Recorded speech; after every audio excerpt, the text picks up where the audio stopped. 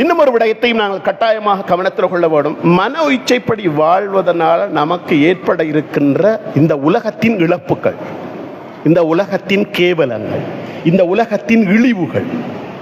இந்த உலகத்தில் நிறைய மனிதர்கள் தங்களை இழந்து போனார்கள். எதனால் இழந்து போனார்கள் என்றால், தங்களுடைய மன இச்சை பிரகாரம் வாழ தலைப்பட்டதன் காரணமாக தங்களை இழந்து விட்டார்கள். தங்களுடைய 50 வருட வாழ்க்கையை, 60 வருட வாழ்க்கையை, தங்களுடைய 70 வருட வாழ்க்கையை அல்லாஹ் தஆலா கொடுத்த அந்த காலத்தை நாசமாக்கினார்கள். எதனால் நாசமாக்கினார்கள் என்றால், தங்களுடைய மன இச்சை பிரகாரம் வாழ தலைப்பட்டதன் காரணமாக. சில நேரங்களில் உயர்ந்த கண்ணியத்தோடு மதிப்பு மரியாதையோடு வாழ்ந்தவர்கள் தங்களுடைய மதிப்பு மரியாதை கௌரவத்தை எல்லாம் இழந்து போனார்கள்.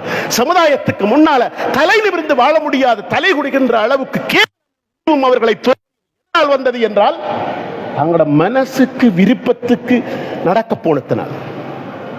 எனவே அந்த இழிவும் கேவலமும் நமக்கு, நம்முடைய சந்ததிகளுக்கு, நம்முடைய உறவுகளுக்கு, நம்முடைய தலைமுறைகளுக்கு வரக்கூடாது என்று ஆசைப்படுகிறவர்கள் மன இச்சைகளுக்கு முதன்மை கொடுக்க கூடாது. இந்த இழந்த அந்தஸ்தையும் கௌரவத்தையும் நான் பெற வேண்டுமாக இருந்தால், அந்த சிறப்பை நான் பெற வேண்டுமாக இருந்தால், என்னுடைய மனசை அல்லாஹ் ரசூலுக்காக கட்டுப்படுத்தி வாழ்வதனால் தான் அந்த சிறப்பை அடைய முடியும் என்பதை நாங்கள் ஒவ்வொரு